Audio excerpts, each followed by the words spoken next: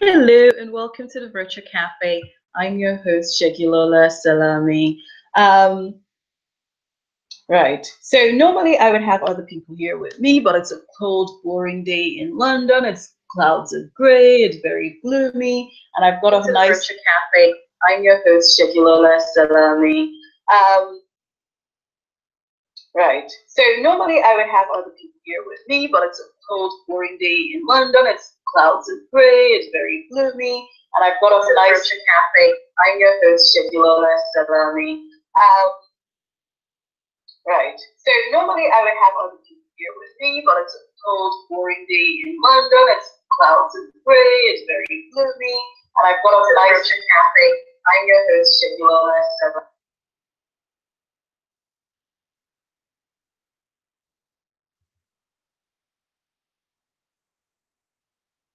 Right, I'm not sure what happened there. I'm going to start all over again now. I'm probably going to just edit that bit out. I think I probably had two screens open, but I'm going to start again. Right. Hello and welcome to the Virtual Cafe. I'm your host, Segilola Salami. Normally I would have other people here with me on the show, but it's a cold, boring, very, very grey day in London, and I've got a hot chocolate next to me because I do love my hot chocolate. And the little human, I picked her off to nursery because I thought I would like a bit of peace and quiet just for a few minutes, help me get my thoughts together. Anywho's, so what am I going to talk to you about today? Since I'm the only one in the cafe, I thought I would talk to you about something that I learned recently. Well, maybe not that recently, but I thought I would share it with you anyway. So something that I quite like is called continuing professional development. I feel that the more you do something, the better you get, and that's, how you then, the more you learn something in your field, that's how you get better at what you do. So, as part of my continuing professional development, I try to do research and see ways to make myself better as an author, better as a blogger, better. I want to be better. I hope to be better today than I was yesterday, and I hope to be better tomorrow than I am today. That's, what I strive for. So yes, so part of my CPD, my latest CPD, is retargeting. So how did I come up with retargeting as something that I thought would be useful as a choice of continuing professional development or as something to learn about? Guessing you've noticed this happen several times in your personal life, right? And it's happened several times in my life. I've noticed, and I'm going to use Amazon as an example, right? That, I might be on Amazon because I do tend to shop on Amazon, every now and then. I mean, I've got a little girl, so I'm buying nappies and I'm buying household stuff, just, because it's easier that way. Anyway, so I've noticed that, I'm doing stuff on Amazon, I'm looking at products, I go away, with the mindset of coming back later. And, I'm then on another website doing something totally unrelated to Amazon. And then guess what? The product that I was looking at is then being served to me in an ad. Interesting, right? Like, how does an ad know, what product I was looking at for them to now sort of show it to me to kind of remind me like, oh, hey, don't forget about this product you were looking at, so that you can come back and, and get it. And the funny thing is a lot of websites do it. It's not just Amazon. It's not just the big ones, even sort of smaller websites, they're all doing it. And so when I had to do a little bit of research, that's when I found out that, it's called retargeting. But before I even go into, retargeting, what is the importance of them showing ads, to you from, you visit a website, what is the importance to them, of them showing it to you again? I mean, if you've left, you're probably not interested, or you might consider coming back at a later date. Like, why do you need to do this? So I typed into Google because I heard something a long time ago, and I tend to find that I'm hearing lots of things every now and then, and things stay in my mind every now and then, and I sort of file it away for future consumption. Anyway, so I typed into Google and I go, how many times do people need to see your ad to take action? the top result, right, from this website called successfulsoftware.net, it says, actually, research has shown that the number ranges from 5 to 12, but 7 is a good rule of thumb. The rule of 7 is an old marketing adage. It says that a prospect needs to see or hear your marketing message at least 7 times before they take action and buy from you. That's interesting, right? I mean, it kind of makes sense because if you've ever looked at statistics, with regards to websites, and performance of your website and return on investment, I mean, you would notice, well, I've noticed, and I'm not going to speak for anybody else, but I've noticed, right, that, whenever you've taken an ad out, for instance, where you're paying for and you're driving traffic to your website, so they might show, I don't know, let's say they show 100 people your ad, right? So you get 100 people who see the ad that you've put there, right? But surprisingly, only two of those 100 people actually come to your website. If you're lucky, I mean, I've been lucky where one time I got up to 15%, but that's, quite unusual. So from what I've done as research, the typical click-through rate is sort of less than 5%. So, that's that one. Then, so you then have, let's say you then manage to get 100 people come onto your website. I mean, you can think about how minute the figure then starts sort of going the further along the funnel you had, right? So you manage to get 100 people, for instance, to come on your website. Then, if you're going to still use that, and you want them to take action on your website, be it subscribe to your newsletter, be it click on your Facebook, or be, whatever actions is that you want them to do. And if we then use, the click-through rate as, the engagement rate, then we can assume that, for every 100 people who visit your website, less than 5% of them would take action. Right? So it means that you're actually losing 95% of people that visited your website and they've just gone, right? So they were interested enough to come, but for whatever reason, be it the content wasn't interesting, or be it they weren't ready for what you had to offer, be it they got interrupted. I mean, I get interrupted a lot of time because I'm a parent, I mean, having a few minutes to myself like this, where I'm doing this quick, tutorial, is very few and far between, so people can go out of your website for several reasons. You can never really tell what it is. So now this is what then brings me to retargeting. So first of all, the question you need to be asking yourself, or that I asked myself at the very beginning, is what exactly is retargeting?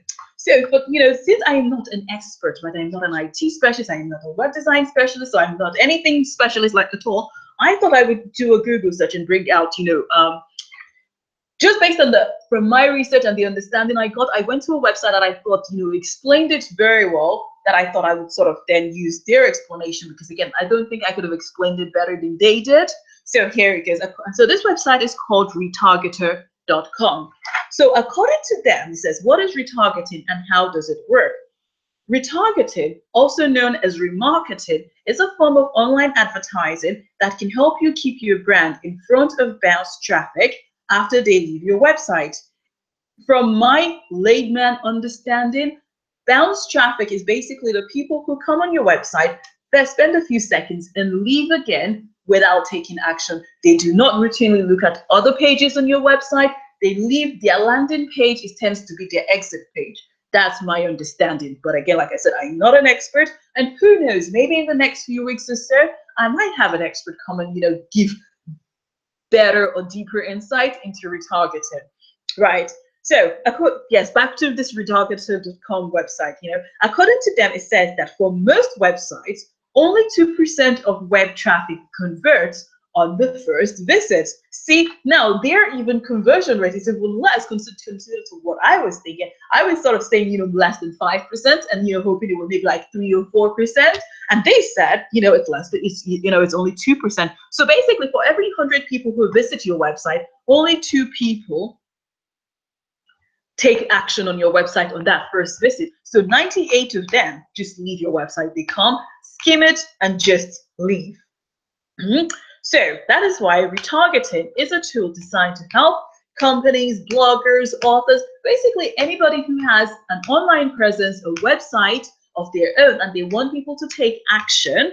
So retargeting is a tool that has helped to help these people reach the 98% of users who don't take action on their websites immediately. Okay? So how does retargeting work, right? Retargeting is a cookie-based technology that uses simple JavaScript code to anonymously, again, I have to stress, anonymously follow your audience all over the web, right? So according to this retargeter, I'm still on their website, it says, here's how it works. You place a small, unobtrusive piece of code on your website, and this code is sometimes also called a pixel. I know that Facebook tend to call it pixels, right? Anyways, back to what I was saying. The pixel is unnoticeable to your site visitors and won't affect your website's performance. Every time a new visitor comes to your website, the code drops an anonymous cookie browser cookie.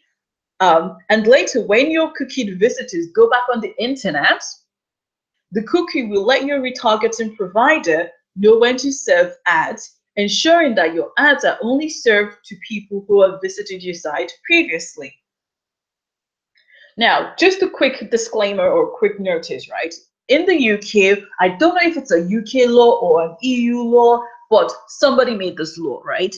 That all websites in the UK or in EU or somewhere, you need to have a cookie policy. You need to let people know that you will be leaving cookies on your website, and if they want to opt out of cookies and how they can do so. Right? So for instance, you can say, if you continue to use my website, then it means that you're happy to have cookies, but then again, not all cookies are meant to do tracking with like the way retargeting, cookies do. Some cookies are also there to help a website function. So again, sometimes from what I read, if you disable all cookies, it might affect the performance or the output you would get from a website that you're visiting. So just a little thing to know. But if you do have a website and you're based in the UK or the EU, whoever made the law, so you can go and find out the cookie policy law, then you need to put a notice to say that you are using cookies on your website. Okay? Right. So where was I? So this is how the retargeting works, right? So you have your branch, your online digital strategy, bloggers, readers, whatever it is, however way you're trying to drive traffic to your website, they bring potential customer or potential reader or potential whatever to your website, right? They visit your website, but they leave without taking action. They leave without buying anything. They leave without checking out other pages, whatever it is that you want, they leave without doing any of these things, right?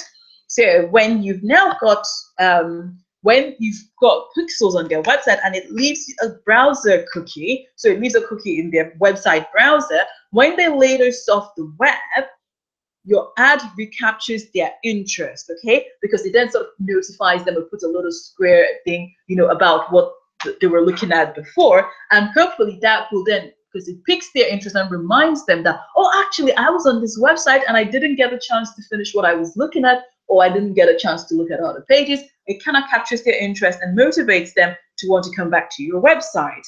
And then when they do, potential customer turns into happy customer. Obviously, nothing is foolproof. If you have absolute rubbish content, right? No one's going to take action, or it's very unlikely that people will take action. I mean, I don't know what's rubbish content, but that's the thing about continuing professional development. You look, you review, you improve, you look, you review, you improve, and that's how you know. So if you do, for instance, an ad, you send some of people and nobody's doing anything, then you need to ask yourself, what can I do differently? How can I improve? What will I do so that, you just do review, you speak to people, you network with other professionals, and that's how you get better. Okay? Okay, so now retargeting is so effective, right? Because it focuses your advertising spend on people who are already familiar with your brand and have recently demonstrated interest. That's why most marketers who use it tend to see a higher return on their investment than most other digital strategies or most other digital markets. So you remember at the beginning, I said to you, how many times do you need to, people need to see your ad before they take an action, right? So you can imagine, you've done all this work to bring people to your website and then they just go away and they possibly forget about you. But then the whole idea of using retargeting is that whilst they're on the internet, so almost like a subliminal message, right? They're seeing your ads and it kind of reminds them, so they might visit 2, 3, 4 other websites, keep seeing your, and they're like, oh yes, actually I do need to do this thing stuff. And bam, right? Okay. So it says, when does retargeting work? Retargeting is a powerful branding and conversion optimization tool, but it only works best as part of a larger digital strategy. So you remember what I said, right? That you need to have this big tree on just big roots, right? Where you have different branches and different roots, of how you're going to get people to come to your website, be it using bloggers, be it using friends, be it using family, whatever it is, you do all these things to bring people to your website, and then that's when your retargeting works. So according to retargeter.com, because I'm still on the website, it says that retargeting works best in conjunction with both inbound and outbound marketing or demand generation. Strategies involving content marketing, AdWords, and targeted display are great for driving traffic, right? So this is part of your digital strategies, but they won't help with conversion optimization, right? Conversely, retargeting can help increase conversions, but it can't drive people to your website. It only works when people have already visited your website, and then it improves your chances of them taking action. So your best chance of success, right, is by using one or more tools to drive traffic to your website, and then use retargeting to get the most out of that traffic. So there you have it. That's retargeting or remarketing. You know what it does, you know how to do it, and you know when it works best. Okay, so what do I do? Just quick final one. I have a WordPress powered website, and I'm not doing this as a marketing pitch or anything like that. It's just stuff that I use on my website. And I tend to use a lot of plugins because I manage my website, and as I improve and I learn and I try to be better at what I do. And I know it's not the most, from what I've heard, it's not recommended to have a lot of plugins, but I do. At the moment, I'm looking at my website and I have 28 plugins, 28 active plugins. Not the best, but hey, at the moment, I'll probably review it later. But at the moment, I have 28 plugins. So the one that I use to allow me to put retargeting pixels is called, God, where's my drink? I think I need to have a drink now. I'm getting quite thirsty. What's it called now? I'm missing it. No, it's not It's a tracking code manager, I think. Yes, it's a tracking code manager. The plugin is called Tracking Code Manager, and it's developed by IntelliWP. And basically, it's a plugin to manage all your tracking codes and conversion pixels. Simply, is compatible with Facebook, Google, WooCommerce, Easy Digital Downloads, and WordPress e-commerce, right? It's a very straightforward plugin to use. There is a free option and a premium one. For my needs, I don't need to have loads and loads of tracking code. I don't need to track people.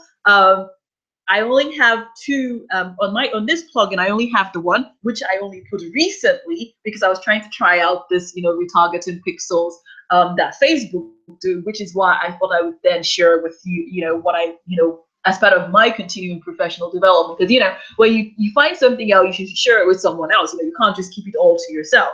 I mean, that's how I found out about it, because I was reading up stuff. So I'm hoping I've now passed on the knowledge, and you will also pass the knowledge on.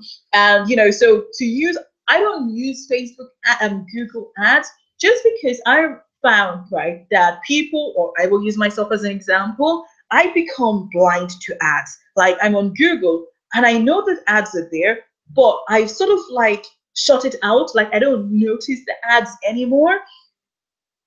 So I can almost imagine the number of times that I've clicked ads. I tend to not click ads a lot.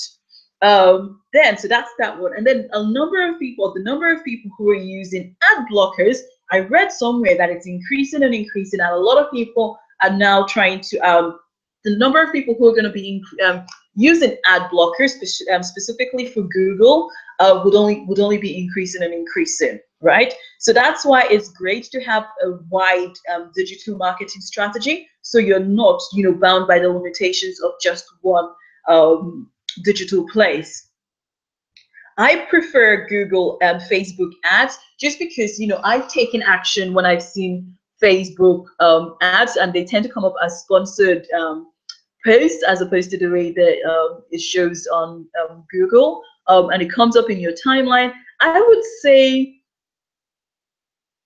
maybe 4 out of 10 times, Facebook ads are targeted specifically to my needs, enough for me to want to take action, be it click like, be it go and visit the page, do action. So I thought, considering that I rarely click on ads on Google, that I thought Facebook ads would be best. So, for you to do something, you need to first of all test it out to see how effective it would be. Okay, so I took out the Facebook.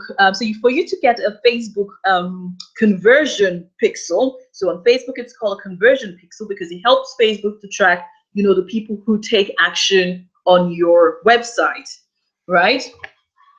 So you need to go to Facebook Advert Manager and create your pixel there. Sorry, it's outside of my scope to do so right now, but if you're really interested and you want me to talk you through how to do so, then by all means do drop me a line.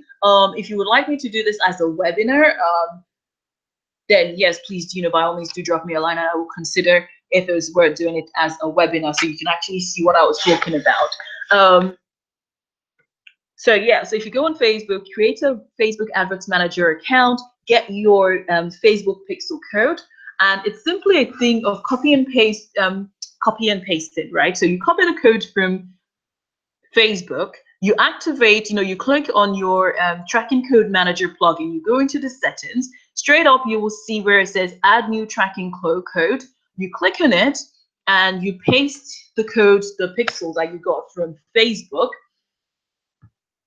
But then most importantly, you then need to do certain things. When you scroll down the page after pasting your code, it then gives you position inside the code. So it has 3 options, and it's quite important that you choose the correct one. So Facebook will tell you where it needs the code to be put. So if you put it the wrong way, then Facebook will not be able to read the pixels. So you've got 3 options: before head, after body, and before body, right? But when you're copying the code from Facebook, you should see an option there to tell you specifically where you want the code. You also have the option to show the code on any device, basically every and all device that people come, or on specific devices, e.g. desktop, mobile, or tablet, right? Personally, I would leave it at all pages and all devices, but then again, it's up to you. Then it also says, where do you want to add this code?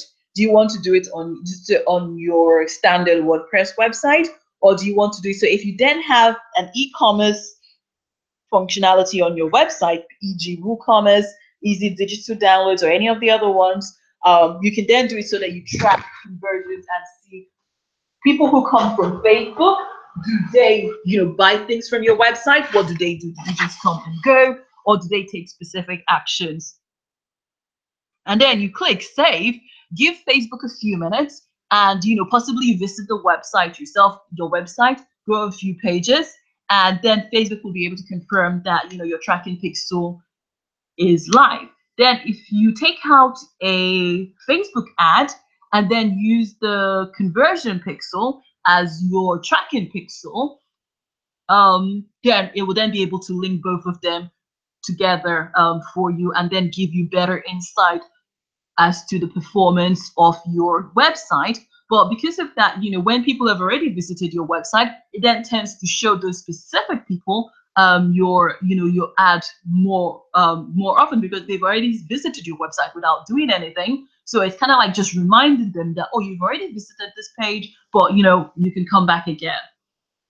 So yes, that's about it. Like I said, I am not an expert. I am not I'm not a web developer or web marketer. So I hope you found, my layman's terms explanation quite useful. Who knows, if you know any other better way, then I would totally welcome any comments from you. And who knows, maybe in the next few weeks or so, I might have a proper expert come in and give us more information on how retargeting works better than I could say it. So there you have it. Oh, and there's a last one. This coming September, on the 7th of September 2017, I'm hosting an Investing in Africa virtual summit. It's called Digital Strategies. I've got a lineup of truly amazing guests, who have done, they've got a range of businesses and services that they're going to talk you through their own step-by-step strategies, for promoting their businesses and how you can utilize the growth in the internet industry in Africa to also reach new user bases. For instance, Nigeria, for instance, has about, give or take, 200 million people. That's the population, but less than 50% of the population currently has access to the internet. But obviously, as the years go by, the number of people who have access to the internet is only going to increase. So when someone gets onto the internet the first time, the person is eager for content. So do you want to then be at the front of those people, or do you not want to be? Because for me, I think it's important to be at the front of those people, when they're discovering content for the first time, and they would also want to take out services, buy books, just discovering it. It's like being, sent into, or being in a candy shop, and you've never had candy before, you just then, wow, you know what? So this is what I've been missing out on. So yeah, if you would like to find out about my Investing in Africa virtual summit, please do visit my blog. So segilolasalami.co.uk/blog. So I'll spell that out. It is SEGILASALAMI.co.uk/blog. But yeah, so I'm gonna go grab my drink now, my hot chocolate. It's been an absolute pleasure having you on the show as always. If you're not connected with me on Facebook, I'm Segilola Salami. My handle is at Iyayetunde1, which is IYAYETUNDE figure 1. So at IYAYETUNDE figure 1 on Instagram and Facebook. I'm at Segilola Salami. So SEGILOLASALAMI.